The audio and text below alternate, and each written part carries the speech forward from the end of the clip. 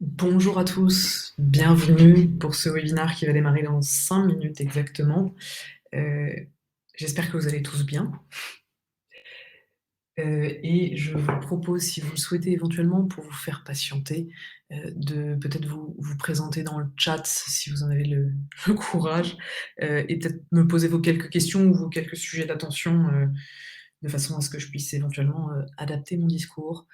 Voilà, heu, bienvenue à tous en tout cas. On va démarrer dans 4 minutes maintenant.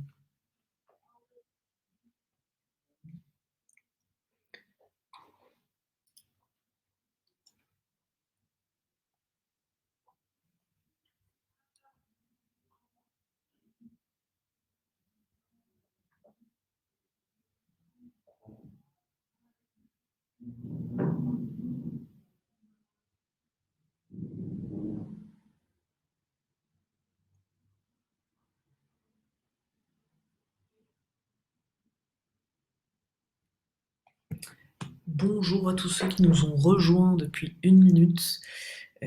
Bienvenue à vous tous. On va démarrer dans 3 minutes maintenant.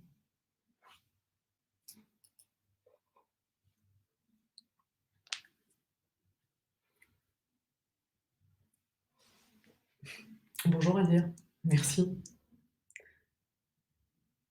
Ah, on a la chance d'avoir un responsable des systèmes d'information parmi nous sur un sujet, marketing.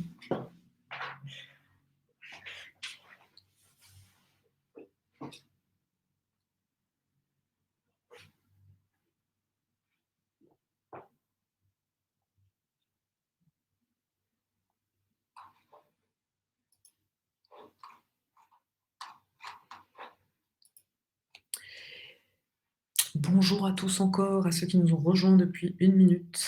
Exactement, désolée pour la répétition, pour tous ceux qui sont là depuis le début et bienvenue à tous. Je suis ravie de pouvoir démarrer dans 2 minutes maintenant ce webinaire avec vous.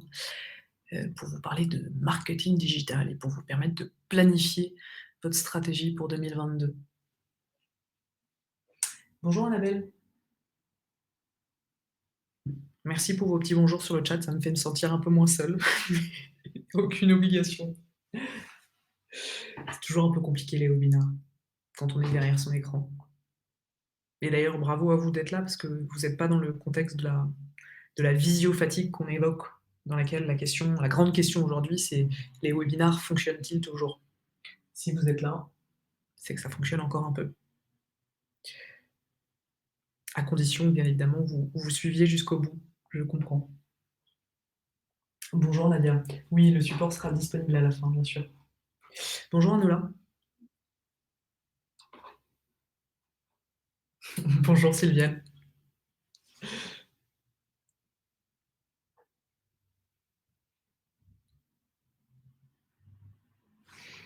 Bien, bonjour à ceux qui nous ont rejoints également depuis 1 minute. Je fais des petits bonjours toutes les minutes pour séquencer les arrivées.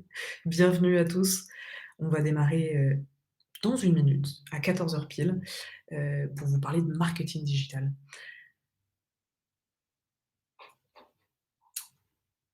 Bonjour Marlène. Bonjour Fébé. Bonjour Nadia.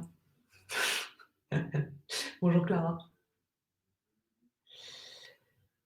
Clara, vous avez un petit souci, je crois, mais je pense que c'est votre navigateur qui pose un problème. Bonjour Jolanta. Bon, bonjour à tous. Cette fois-ci, c'est mon dernier bonjour avant de démarrer dans le vif du sujet, puisqu'il est 14 heures pile. Je suis ravie d'être avec vous aujourd'hui pour vous parler de ce qu'on va vivre peut-être en 2022. Alors, je ne vais pas sortir ma boule de cristal parce que je pense que les 2 dernières années nous ont appris qu'il fallait éviter de le faire. En tout cas, l'enjeu pour moi, c'est peut-être de vous partager des constats, des expériences, des habitudes, des standards qu'on vit depuis 2 ans et plus, et de peut-être se donner des grandes orientations sur comment est-ce qu'on peut vous aider pour construire votre stratégie de marketing digital en 2022 dans un contexte B2B. Alors, bien évidemment, il y a des choses qui se ressemblent en B2C, B2B, et ça c'est certain, mais je vais essayer de focuser mon attention sur le B2B parce que c'est mon secteur de prédilection, bien évidemment. Et puis parce que, bien évidemment, en fait, les funnels, les habitudes, les pratiques changent un peu, ou sont un peu différentes, ou font un pas de côté. Voilà. Alors, je suis, Marine Sorocco, je suis, directrice associée d'Adimeo, dont fait partie, l'agence Comexplorer, et chez Comexplorer, notre mission au quotidien, c'est d'être l'accélérateur de votre croissance. Et comment on fait pour, mener cette, mission, j'allais dire en toute humilité? On va travailler sur 5 leviers, 5 axes, 5 stratégies. Une stratégie d'inbound marketing, on pourra en parler un peu. On va travailler les outils de marketing automation, donc d'automatisation de la relation client. On va s'appuyer sur des stratégies d'implémentation de CRM et de, encore un jargon anglicisant, de sales enablement. Comment aider vos commerciaux à performer. On va travailler sur tous les leviers d'acquisition, référencement naturel, SEO, acquisition payante, SIA et social media. Et on va effectivement nourrir tous ces canaux-là par des stratégies de contenu, par des stratégies de content marketing. Voilà.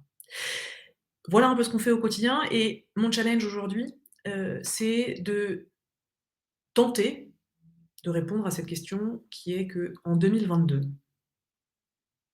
quels vont être les leviers, les actions, les outils, les méthodes, les pratiques, les démarches à réfléchir, questionner, activer pour accélérer votre croissance? Et je pense qu'on est tous d'accord aujourd'hui pour dire que répondre à cette question aujourd'hui dans un contexte de 5e vague épidémique, dans un contexte de bouleversement des pratiques et des usages, d'accélération de la digitalisation depuis 2 ans, c'est éminemment complexe. Mais s'il y a bien un sujet qui va peut-être nous permettre de garder un peu la trajectoire, le fil rouge, c'est de se dire que en fait, on va travailler à optimiser nos indicateurs de succès, nos KPI, les fameux KPI, à chacune des étapes de notre funnel de transformation. Je vous ai repris ici vous le connaissez sans doute, le fameux modèle RACE en B2B, où je décompose mon funnel de vente en 4 grandes étapes. Alors ces 4 grandes étapes, elles sont schématiques, hein, selon les business et les contextes, on va les subdiviser, ou pas, qui est que comment j'optimise mes KPI en termes d'acquisition, en termes de SEO, en termes de SIA, de social media, de relations presse, de marketing d'influence. Et on va identifier tous mes KPI d'audience, d'attribution, de coût d'acquisition. On va s'intéresser à l'optimisation de mes dispositifs de considération, alors qui peuvent être, qu'on peut appeler autrement, hein, choix, comparaison, réflexion, ou comment je vais analyser la manière dont mes personas, mes cibles, itèrent dans leur circuit d'achat, grâce au contenu et aux interactions que vous leur proposez, qui doivent être pertinentes, efficaces, authentiques. Je reviendrai sur ces sujets. Et là, clairement, vous allez bien évidemment utiliser les KPI, les indicateurs de taux de conversion selon les étapes, temps passé sur le site, nombre d'abonnés, taux d'engagement. Comment je vais également optimiser tous mes processus, toutes mes stratégies de décision, en liaison particulièrement étroite avec mes sales. Comment je vais utiliser des stratégies de marketing automation, de remarketing, pour garantir la transformation dans un contexte de confiance. Là, mes KPI les plus évidents, c'est, de vente, de marge, de montant, et c'est peut-être ces KPI que je vais peut-être le plus partager avec les commerciaux. Et puis, la dernière étape qui est certainement pas la moindre, mais qui est peut-être celle sur laquelle, les commerciaux, les marketeurs en B2B ont sans doute le plus, c'est comment je travaille la fidélité, l'engagement de mes clients, le fait de faire devenir mes clients des ambassadeurs, pour les faire s'engager sur les réseaux sociaux, mais pas que, pour vous. Et donc là, je vais utiliser mes KPI de satisfaction de marque, de nombre d'ambassadeurs, de lifetime value, et cetera, et cetera. Cette étape-là, clairement, elle est aujourd'hui, insuffisamment travaillée dans des contextes B2B, ou en tout cas dans les contextes clients, que je peux constater. Ça, c'est notre objectif aujourd'hui, et c'est sur cette décomposition, ce modèle-là, qu'on va travailler à construire notre stratégie 2022. Ce qui est très vrai, c'est qu'aujourd'hui, il nous faut planifier dans l'incertitude. Les événements qui ont démarré en 2020 continuent de se répercuter dans le monde du business B2B. On a, une reprise un peu en dents de scie avec un spectre de l'inflation qui arrive, avec une incertitude permanente sur quand est-ce que ce jour sans fin va s'arrêter? Et l'enjeu, c'est de pouvoir planifier dans l'incertitude. Et plus que jamais, on doit justement être à l'écoute des clients et se rendre compte qu'aujourd'hui, on est face à une mutation radicale des comportements des clients, avec une intensification du marketing digital. Et c'est un rapport Salesforce que vous reverrez par ailleurs dans cette présentation qui dit que 90 des responsables marketing disent avoir changé, transformé leur stratégie d'engagement depuis le début de la pandémie. Pour plusieurs raisons. D'abord parce que l'agilité et la réactivité sont plus que jamais au cœur de votre stratégie. Je recite ici comme exemple un sujet que vous aviez peut-être vu au début de la pandémie, mais qui avait marqué un peu toute la communauté, des marketeurs, qui était le Sims, la marque Sims, qui avait continué quelques jours après le début de la pandémie à favoriser, promouvoir une campagne qui était «Jouer avec la vie». Et bien évidemment, les réseaux sociaux s'étaient fait l'écho de ce big fail en question. Et puis, ça veut dire quoi la réactivité? Ça veut dire que, heu, on ne sait pas, on ne peut pas savoir s'il y aura une sixième vague, s'il y aura un nouveau variant, si les consommateurs vont durablement changer leurs habitudes, plus en mode hybride, en mode présentiel, ou vont avoir des attentes nouvelles qui vont arriver. Donc ça veut dire qu'il faut beaucoup plus qu'avant, alors beaucoup plus qu'avant, en tout cas, l'écoute et l'adaptation aux nouveaux besoins est toujours plus clé. On ne mesure pas aujourd'hui clairement les bouleversements sociétaux qui sont à l'œuvre. Et aujourd'hui, le Gartner, nous a sorti en 2021 effectivement un espèce de cadran sur toutes les préoccupations en B2B, mais qui impactent le B2C bien évidemment, en passant par, les difficultés économiques, l'instabilité politique mondiale, le changement climatique, la transformation vers l'omnicanalité, le home office qui bouleverse les pratiques de vos commerciaux et du marketing. Bref, aujourd'hui, l'enjeu, effectivement, est de pouvoir mieux écouter, plus fréquemment et avec plus de réactivité, les nouveaux besoins. Est-ce qu'ils sont nouveaux ou pas? Ça, c'est une grande question. Et dans cette stratégie d'écoute, c'est aussi également de se dire qu'il ne suffit plus de dire qu'on a un engagement RSE. Aujourd'hui, les marques doivent travailler sur l'authenticité et les preuves de leurs engagements. Alors, vous me direz, c'est surtout vrai en B2C, parce que justement, quand on est un consommateur, on va privilégier plutôt des boîtes, qui mettent en avant une démarche éco-responsable, inclusive, et cetera. Ça, c'est vrai, il y a des stats très précises qui existent aujourd'hui sur le marché B2C. Mais je pense que c'est particulièrement vrai aussi pour les entreprises B2B et pour 2 raisons. Un, vous l'aurez peut-être constaté si vous faites participer à des démarches d'achat, mais les entreprises B2B intègrent parce qu'eux-mêmes ont une dissension, les entreprises intègrent eux-mêmes dans leurs critères d'achat, les engagements RSE de leurs sous-traitants. Donc tout simplement, vous devez apporter des éléments de preuve dans, la stratégie, dans les réponses commerciales qui sont faites. Et le deuxième élément, qui est un élément beaucoup plus, personnel, c'est que vos cibles, vos acheteurs, qui sont des personnes physiques, sont eux aussi beaucoup plus sensibles qu'avant aux engagements portés par les boîtes sélectionnées. Et ce qui est très important, c'est qu'aujourd'hui, heu, il faut travailler sur le discours de preuve. Il faut travailler sur le discours de preuve pour sortir de la saturation de l'espace aujourd'hui qui a été faite où, en fait, toutes les boîtes parlaient de leurs actions en faveur de la planète, de la société, et cetera. Et là, le discours de preuve doit s'appuyer sur la transparence de ce que vous faites et la cohérence de toutes vos stratégies de communication orientées RSE. Et un autre élément, c'est également de travailler la dimension de la confiance. En B2B, pour les acheteurs B2B, la confiance est l'un des attributs les plus importants des marques. Et devenir un partenaire de confiance, c'est un objectif clé pour les entreprises, quel que soit leur secteur d'activité. Et souvent, ce qu'on constate en B2B, c'est que les entreprises surestiment très largement le niveau de confiance que les clients leur accordent.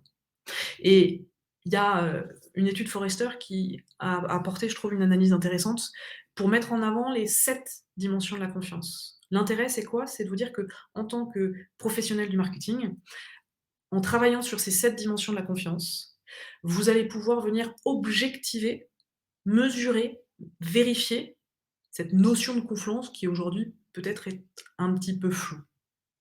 Et notamment, c'est de se dire qu'aujourd'hui, il va falloir en B2B, trouver un juste milieu entre, la recherche de la performance économique, de la rentabilité, du chiffre d'affaires généré et la construction d'une relation de confiance avec les clients. Ce qu'on peut appeler un petit peu le plafond éthique. Et ça, c'est un sujet qui est clé pour moi, ou en tout cas, c'est une conviction qui est clé pour moi, c'est que, toutes les stratégies de type, gros hacking, scrapping de données, bombardement publicitaire et cetera, ne devraient plus exister en 2022. Ou en tout cas, les répercussions et les retours de bâton pour les entreprises en B2B aussi qui le font, pourraient être très dommageables. Et l'enjeu, effectivement, c'est de se concentrer désormais sur des activités pérennes. C'est de ne plus seulement promouvoir, le greenwashing, le green qu'on peut avoir, mais c'est de travailler l'inclusion, la transparence, l'authenticité du marketing. C'est aussi être capable d'avoir une vraie proactivité autour de la gestion de la donnée. C'est fini le temps où on se disait que, «Oh c'est bon, on est en B2B, c'est du B2B, on peut traiter on peut traiter la donnée différemment du B2C et cetera».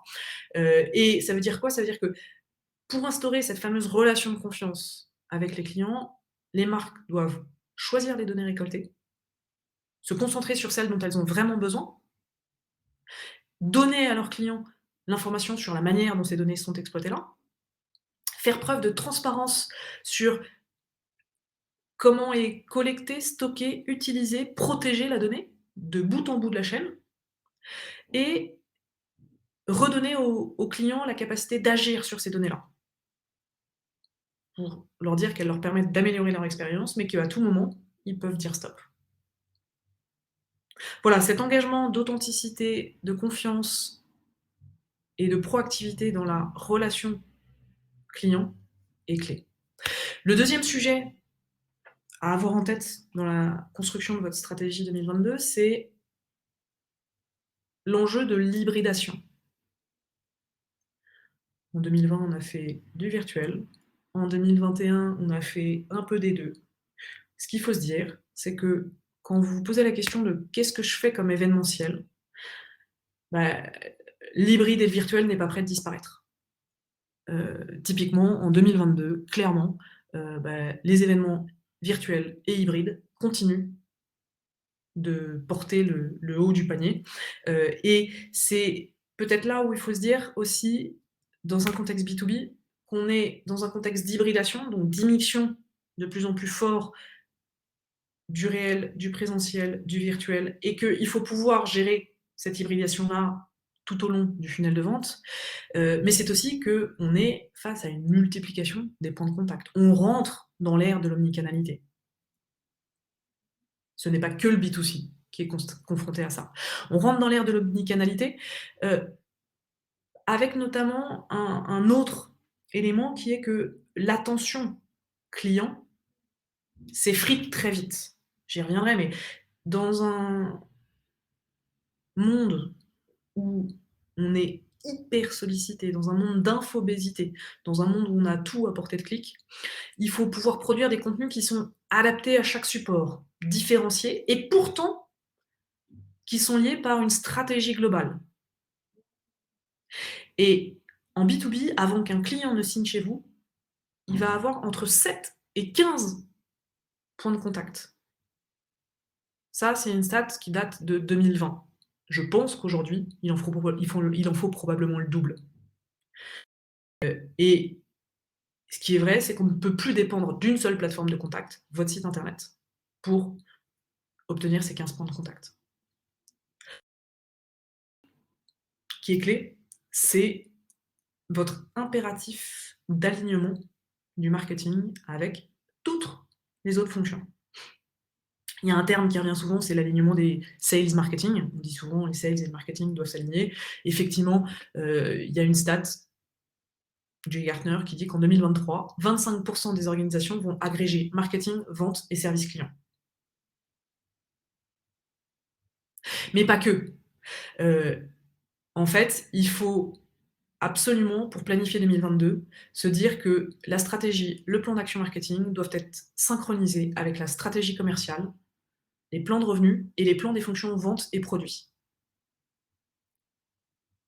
Et une autre stat qui est intéressante, c'est qu'aujourd'hui, une entreprise sur deux en B2B considère que c'est important.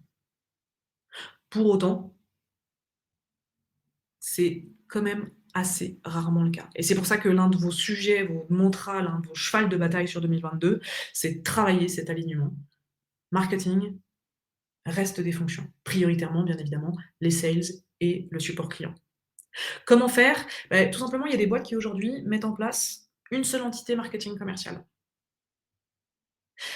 Il y a des boîtes, de plus en plus, qui travaillent sur ce qu'on appelle le sales enablement. C'est-à-dire, en gros, permettre aux sales d'appréhender beaucoup plus facilement à la fois les supports que produisent le marketing, mais également faire en sorte que les équipes commerciales soient beaucoup plus digitalisées. On a toujours constaté un train de retard entre les commerciaux qui ont l'habitude de faire du commerce comme jamais. Alors clairement, depuis 2020, ils ont été obligés à marche forcée de s'y mettre, mais il y a toujours une forme de méfiance des commerciaux sur effectivement toutes les stratégies de digitalisation sur ces sujets-là. Et cette appropriation par les équipes commerciales, elle est clé. Ça passe par de la formation, par de l'appropriation, par la mise à disposition de nouveaux outils, etc.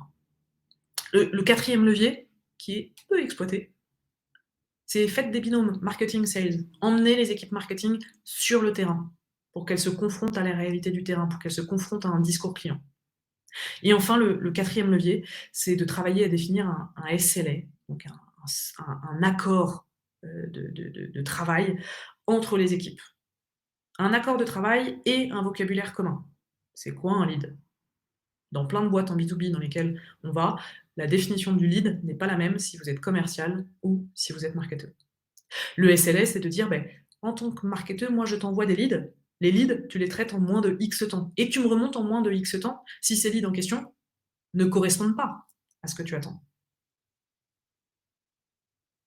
Ça, c'est un peu tout ce que je vous expose là, pour moi, c'est un peu tous les grands principes qu'il faut avoir en tête pour construire votre stratégie. Heu, la question, c'est dans ce contexte d'incertitude, de multiplication des canaux, des points de vente, dans ce modèle hybride sur lequel on est un peu en train de jongler en équilibre, instable, c'est quel levier, quelle tactique je choisis pour obtenir le ROI le plus performant?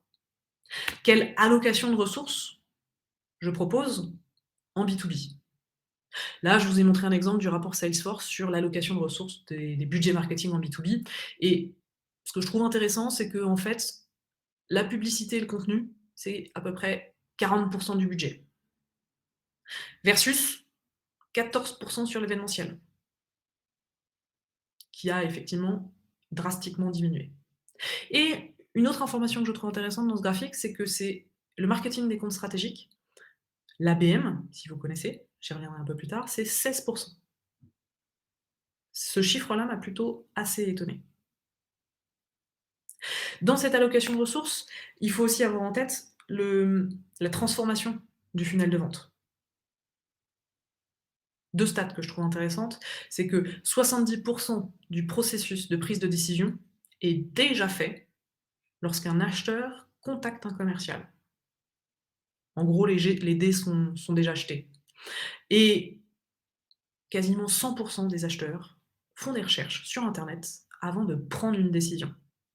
Donc vous aurez beau être le meilleur commercial du monde, si côté marketing, on n'a pas quelque chose qui fonctionne, ça ne marchera pas. Et c'est très net d'ailleurs, on le voit, hein, dans les grandes transformations des boîtes B2B, typiquement par exemple Salesforce, ou IBM. On voit que la répartition du ratio sales marketing, c'est très largement inversement réparti ces dernières années. Et l'autre enjeu pour vous permettre aussi d'équilibrer ou de travailler ces données-là, c'est que, mais j'enfonce une porte ouverte en disant ça, hein, je pense que vous en êtes largement conscient, c'est la donnée, l'or noir, le fameux nouvel or noir, est plus que jamais le Graal, l'outil, le levier indispensable des responsables marketing. Pour plusieurs raisons, parce que, un, vous développez votre connaissance client, et ça, on va le voir dans un contexte de fin des cookies tiers, c'est clé. Vous pouvez fluidifier, adapter l'expérience client et la faire évoluer dans un parcours qui est omnicanal. Et donc ça veut dire quoi? Ça veut dire que cette donnée-là, elle doit être centralisée, agrégée. On parle de data lake et autres. Bon, on peut mettre de côté ces initiatives parfois un peu grandioses, mais en tout cas, ça veut dire que votre data, elle doit être à un endroit centralisé, collecté, qualifié.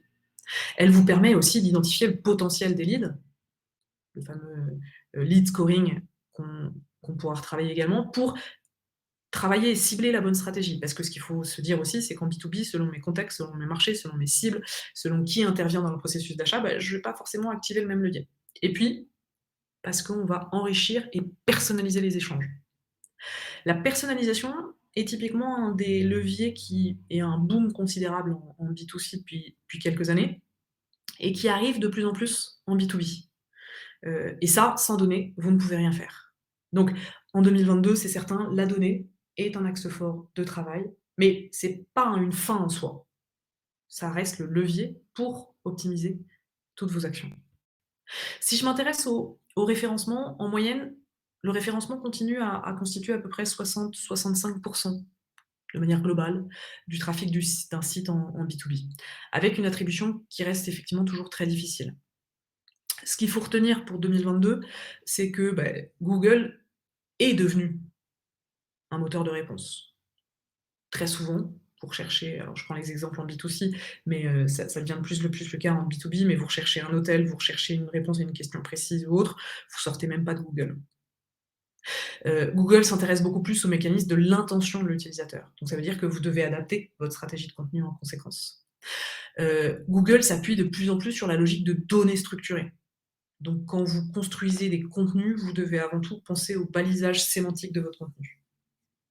Et puis, l'UX, l'expérience utilisateur, devient un levier de mesure. C'est notamment le cas avec ce qu'on appelle les Core Web Vitals, je ne sais pas si vous connaissez, qui est une métrique de mesure de Google qui se décompose elle-même en plusieurs leviers, mais qui fait que, en fait, plus votre expérience utilisateur sur le digital, plus vous avez une approche mobile first, plus vous garantissez une interactivité efficace et une stabilité des interfaces, plus Google va mieux noter votre site et donc impacter votre SEO. Donc ça, c'est les points d'attention qu'il faut avoir sur votre stratégie SEO. Avec, en termes de pur ROI, il est parfois beaucoup plus rentable d'optimiser ou de recycler ce que vous avez en stock. Je vois quantité de clients qui empilent des stratégies de contenu sur stratégie de contenu et qui produisent des contenus sur contenu de contenu, cocon sémantique sur cocon sémantique, avec finalement peut-être à la fois du saupoudrage, de l'éparpillement et un manque de cohérence globale. J'y reviendrai, et ça c'est un des points importants, c'est heu, travailler l'efficacité, la sobriété, avant de partir effectivement dans tous les sens. Et à ce titre-là, l'optimisation, le recyclage de vos contenus est intéressant. L'autre sujet qui va considérablement impacter vos stratégies, c'est la fin des cookies tiers. Alors c'est déjà le cas sur l'iPhone, mais pour rappel, les cookies tiers ou third party cookies, c'est tous les cookies, donc tous les petits, collecteurs d'informations qui ne sont pas hébergés chez vous, mais qui sont générés, détenus par, tous les réseaux d'annonces publicitaires, Facebook et consorts, et qui permettent d'analyser le comportement des internautes pour pouvoir justement lui pousser de la publicité personnalisée. Et ça, c'était depuis des années une source hyper importante de données pour tous les marketeurs, et leur disparition va impacter et va vouloir signifier beaucoup de choses. Ça veut dire que 1, j'ai plus de ciblage j'ai plus de qualité dans le ciblage, j'ai plus de qualité de reciblage publicitaire, je peux plus savoir à qui je m'adresse. Je peux plus potentiellement limiter le nombre d'affichages pour un même nombre d'individus, c'est-à-dire afin de ne pas le lasser, afin d'éviter la saturation d'informations. Et puis, c'est hyper difficile désormais de calculer le ROI. C'est-à-dire tout simplement parce que je ne peux plus traquer l'internaute, je ne peux plus analyser les performances. C'est-à-dire que si j'ai mis en place des publicités sur Facebook, beh, avec ça, je ne peux plus savoir, beh, quel revenu m'a été généré par cette publicité sur Facebook, puisque je ne peux plus le traquer de plateforme en plateforme. Ça veut dire que vous devez dès à présent vous concentrer sur 2 stratégies. Au-delà des autres stratégies que vous proposent les annonceurs demain, sans prendre en compte les éventuels privacy sandbox et autres, voilà. C'est 1, les cookies first party, c'est-à-dire ceux que vous détenez en propre. Donc je reviens à la partie initiale qui est de dire la data, c'est votre levier le plus important que vous avez en propre. Les cookies first party, pour adapter les comportements, les affichages, les propositions en fonction de cette donnée que vous avez en propre. Et puis, il y a la mouvance, le cookie zéro party. Dire, bah, en fait, plutôt que de stocker de la data sur mon client, je vais lui demander ce qu'il veut.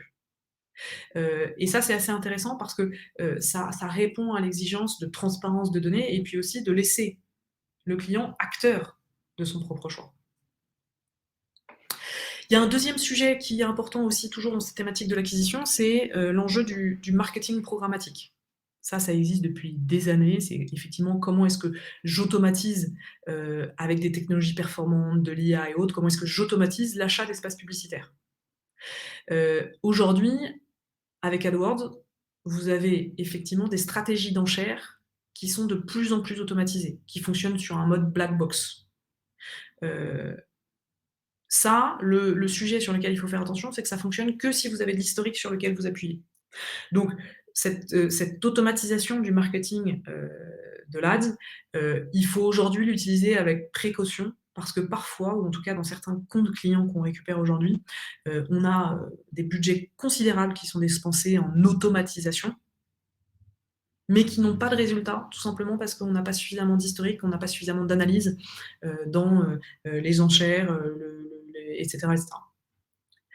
Le 2e sujet aussi qui est important, qui vient peut-être un petit peu en contradiction avec la fin des cookies tiers, mais qui, pour le coup, est un levier qui reste très important en B2B, c'est, l'enjeu de travailler toujours vos stratégies de remarketing, retargeting.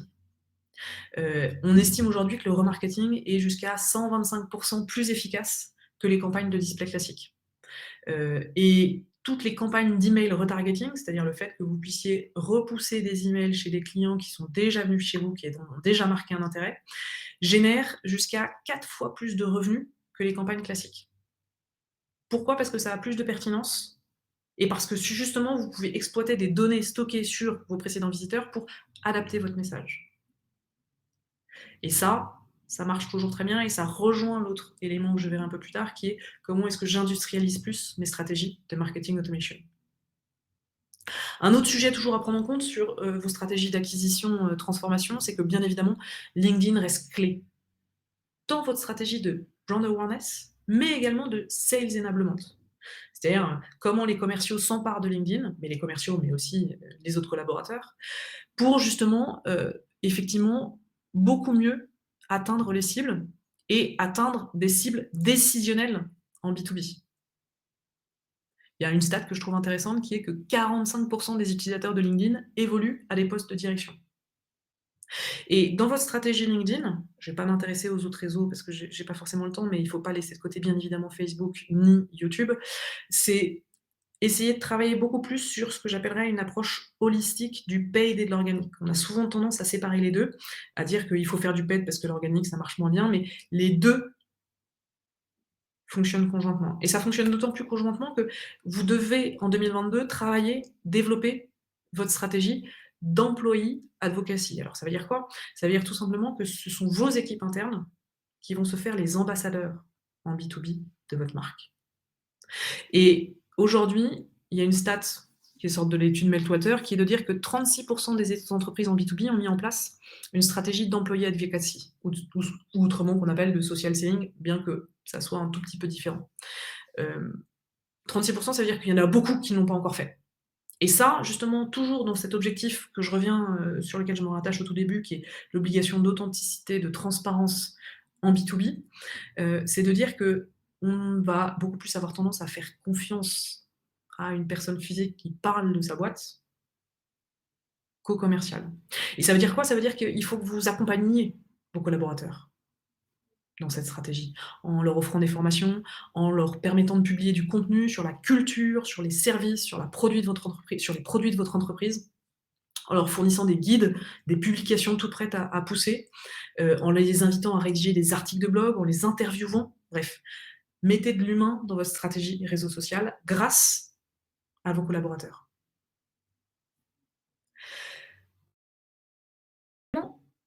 Je vais pas m'étendre sur les questions du marketing automation, de l'inbound marketing, parce que l'inbound marketing, je pense qu'aujourd'hui, c'est une stratégie en B2B qui est largement implémentée, où on sait qu'effectivement, grâce à une stratégie de contenu orchestrée sur plein de canaux, on va pouvoir considérablement engager nos clients dans un circuit de transformation. Si jamais vous avez des questions là-dessus, je vous invite à regarder le lead qui est le livre blanc qui est là. Mais en tout cas, ce qui fait de plus en plus parler de lui, c'est bien la montée en puissance de l'ABM, le Account Based Marketing, ou, autrement dit, le marketing des comptes stratégiques. C'est en gros, comment est-ce que j'identifie des cibles prioritaires avec un fort panier potentiel d'achat, et comment est-ce que je les cible très précisément avec des contenus et des actions hyper pertinentes pour ces cibles-là. Et ce qui est intéressant, c'est pas de se dire: «Je fais de l'inbound, je fais de l'account ou je fais autre chose», c'est de se dire que là, je vais justement essayer de travailler conjointement une stratégie d'ABM en complément de ma stratégie d'inbound marketing. Et enfin, dernier enjeu, comment est-ce qu'on fait pour, en 2022, optimiser nos stratégies de marketing automation? Sans doute en travaillant prioritairement vos clients actuels. Vos clients actuels, c'est justement quand je reprends ce funnel de transformation, c'est de se dire: «Je vais pas uniquement m'intéresser, à, mes prospects qui vont rentrer dans un funnel, mais je vais m'intéresser à mes clients existants pour les transformer en potentiels fans délirants». Et ça, aujourd'hui, effectivement, dans un contexte où, l'incertitude de l'évolution de l'activité est clé, c'est essentiel dans vos stratégies de marketing automation. C'est également un outil pour nettoyer, segmenter vos bases. On parle d'ABM, on parle de personnalisation des discours. Le marketing automation est un outil qui va vous permettre, à partir d'envois, de progressivement faire correspondre vos cibles à certains personas, à certains parcours, pour vous permettre de leur adresser des contenus plus adaptés. Et puis, l'autre enjeu, c'est plutôt que de travailler un marketing automation qui est orienté sur la valeur, heu pardon, plutôt que de travailler un marketing automation qui est orienté sur le produit, la valeur ajoutée du produit, ce qui vous apporte, bref, dans un discours très auto-centré, effectivement, travailler beaucoup plus votre marketing automation autour de la valeur, de la solution, de l'expertise. Je conclurai, cette présentation sur, la nécessité de repenser votre stratégie de contenu. J'en ai parlé un petit peu, mais on est aujourd'hui dans une infobésité monstrueuse, où, la production de contenu est exponentielle par rapport à notre propre capacité de consommation. Aujourd'hui, on peut presque dire que le silence est d'or, qu'on est face à une saturation de l'espace de contenu en B2B. Toutes les boîtes se mettent à faire de l'inbound. Toutes les boîtes ont un blog, toutes les boîtes font des webinars. On est là aujourd'hui. Et il faut avant tout rechercher l'engagement et donc produire du contenu de qualité. Notamment en travaillant la pyramide des contenus, c'est-à-dire avec un contenu que vous allez pouvoir recycler dans une pyramide de contenus que vous allez pouvoir décliner pour ne pas saturer l'espace. Un article de blog peut se transformer en un résumé vidéo, en une publication Facebook, en une story Instagram, etc. Vous allez pouvoir le réutiliser et le recycler sur différents types de contenus. Des case studies, des e-books. Ce webinar, par exemple, on va le recycler en livre blanc et on va faire des posts sur LinkedIn. Tout votre enjeu, c'est de trouver un bon équilibre sur les variétés de contenus que vous pouvez produire entre les articles de blog, les pillar pages, les premium contenants, les contenus premium, etc. Vous devez aussi vous intéresser à la montée en puissance, bien évidemment, des podcasts, qui offrent une régularité extrêmement intéressante et qui sont adaptés aux préoccupations de vos cibles. Où on va proposer des podcasts qui ont une orientation peut-être plus sociétale, plus engageante, moins orientée produit, comme on l'a vu précédemment. Il y a Salesforce qui vient de lancer en août dernier, une plateforme qui est intéressante ou plus qu'intéressante, qui est un service de streaming destiné aux entreprises et les contenus proposés vont des podcasts, en passant par des séries, en allant par des expériences, des interviews, et cetera, et cetera. Ces contenus ont une très forte valeur ajoutée et nécessairement ont un impact positif sur l'audience qui l'écoute. Ce qui est intéressant aussi, c'est, peut-être de travailler le format de la vidéo courte. On parle de micro-webinars, j'ai vu des webinars qui durent 6 minutes, des formats créatifs, inventifs, où je vais travailler l'influence, où je vais pouvoir travailler l'interaction, la participation. C'est très vrai en B2C, mais c'est aussi vrai en B2B aujourd'hui, avec des vidéos potentiellement qui vont être beaucoup plus orientées sur l'humour, des courts messages. On va travailler ici beaucoup plus la brand awareness. Et puis, sur les contenus purement écrits, ce qui est étonnant, c'est que ce sont les contenus les plus longs qui marchent le mieux. En moyenne, le contenu de la forme longue est davantage partagé qu'un contenu de forme courte. Et que c'est vrai que oui, les gens aiment partager des photos de chats, de mèmes amusants, etc. Mais ils veulent aussi potentiellement travailler sur du contenu qui, intellectuellement parlant, est stimulant et de longue durée. Et justement parce qu'on est dans une infobésité totale, un contenu long a potentiellement moins de concurrence et potentiellement beaucoup plus d'impact. Et à cette longueur de contenu, et ça sera le mot de la fin, je rajouterai la capacité que vous aurez demain à continuer de travailler l'émotion et le storytelling.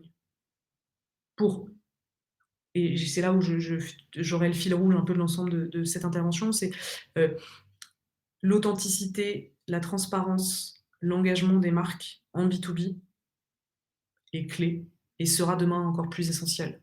Et c'est parce que justement, cette authenticité va faire travailler les ressorts de l'émotion chez vos acheteurs.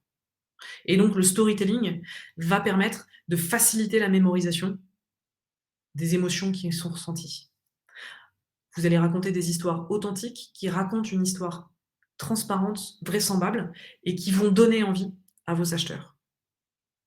Voilà, c'était le mot de la fin. Je vous propose maintenant de passer à vos questions. Heu,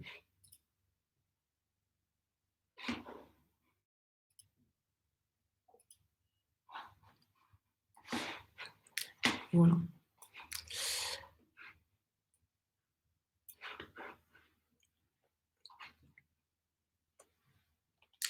N'hésitez pas à me poser vos questions ou vos interrogations. Ou peut-être n'y en a-t-il pas.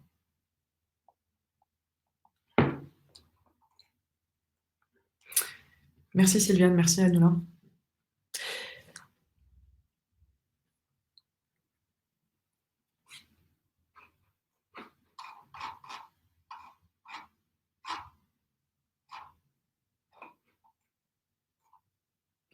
Oui, alors vous avez raison à le dire, c'est un peu un des sujets, des problématiques quand on aborde, ces questions-là en 30 minutes, 35 minutes exactement, c'est la densité des informations. Pauline, alors votre question est éminemment complexe. Quel budget pour une communication?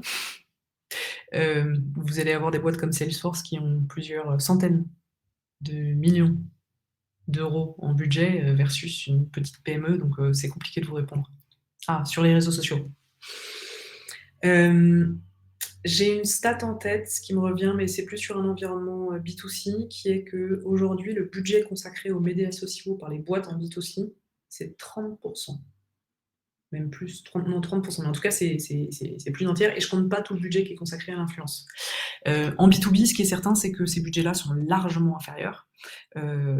Mais je dirais, étant donné les transformations, liées à la pandémie, les budgets sur les médias sociaux devraient continuer à augmenter, ne serait-ce que parce que, ils ont une confiance et une fiabilité dans la transformation qui est beaucoup plus importante.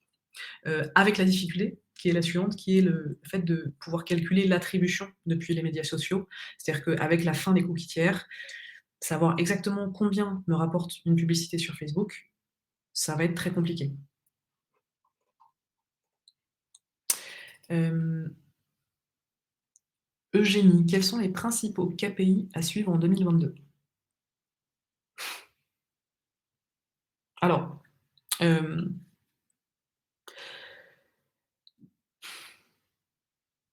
ce que je trouverais très intéressant, mais ça sort de toute, c'est uniquement ma propre, pensée, c'est, d'être capable de construire un KPI de confiance, qui justement est une composante, un élément des 7 composantes. Hem, Parce que pour moi, c'est le KPI déterminant dans les années à venir. Hem, Ensuite, je pourrais plus parler des KPI opérationnels, ceux que je vous ai présentés en introduction, hein, du nombre de visites, du taux de transfo, du lifetime sales value et cetera. Ils sont assez classiques. Mais voilà, si on devait en retenir un qui serait intéressant à creuser, c'est, pour moi le KPI confiance, sur lequel j'ai pas de matérialité à vous donner aujourd'hui, mais en tout cas qui serait intéressant à construire.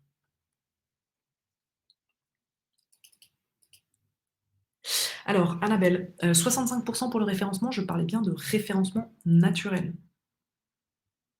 Alors, référencement naturel, c'est aussi bien quelqu'un qui tape le nom de votre entreprise sur Google et qui y accède, donc ce qu'on appelle les accès directs, que les gens qui vont taper un terme de la longue traîne. En termes de SIA, ça va tout simplement dépendre des budgets que vous investissez. Donc vous allez avoir des boîtes qui vont investir zéro et des boîtes qui ne vont vivre que sur le SIA parce que leur référencement naturel est quasi nul. Donc pour le coup, je ne vais pas forcément avoir de stats à vous donner là-dessus. Virginie, quel pourcentage pour la prospection préconiseriez-vous? Ah, excellente question Virginie. Que je pourrais rapprocher d'une autre question un peu provocatrice qui est: «Ah, prospection LinkedIn». J'allais dire: «Et la prospection est-elle morte?» Hem, la prospection LinkedIn, je suis assez partagée sur ce sujet. On a, des stratégies de prospection LinkedIn, de type scrapping de données ou growth hacking qui vont faire que, par exemple, vous allez dire: «Tout simplement, je veux cibler, tous les responsables techniques de tel type d'entreprise dans tel secteur» et puis automatiquement, je vais pouvoir les bombarder de mails. Ça, c'est un peu ce qu'on appelle du growth hacking un peu cracra, et ça marche. Mais jusqu'à quand? Et en termes de perception par les utilisateurs, je suis pas sûre que ça soit forcément très bien perçu. Donc moi, j'aurais tendance de plus en plus à dire que la prospection qui est, le fait d'arriver en direct avec une offre de produits et autres, pour moi, il faut oublier cette stratégie de prospection et bien plutôt travailler sur une stratégie d'inbound ou de account-based marketing qui va être: je vais diffuser du contenu promotionnel, je vais utiliser de la pub, potentiellement sur les réseaux sociaux, ou sur des recherches Google pour progressivement arriver à mon produit. Parce que la prospection en direct, ça dépend des et le ROI est de plus en plus faible.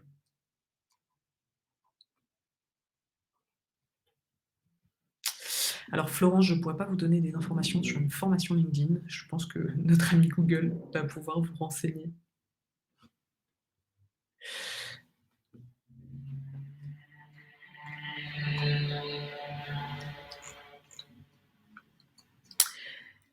Voilà, est-ce qu'il y a d'autres questions?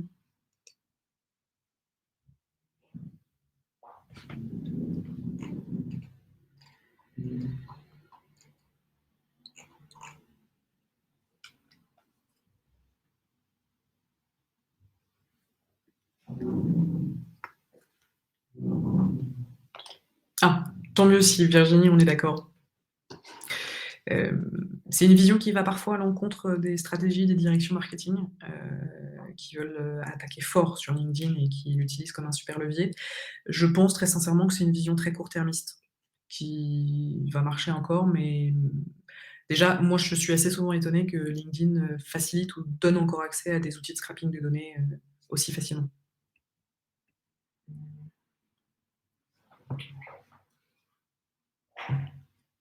Mais un grand merci à tous d'avoir été présents, et bien évidemment, pour le coup, vous allez recevoir un mail avec ce document-là.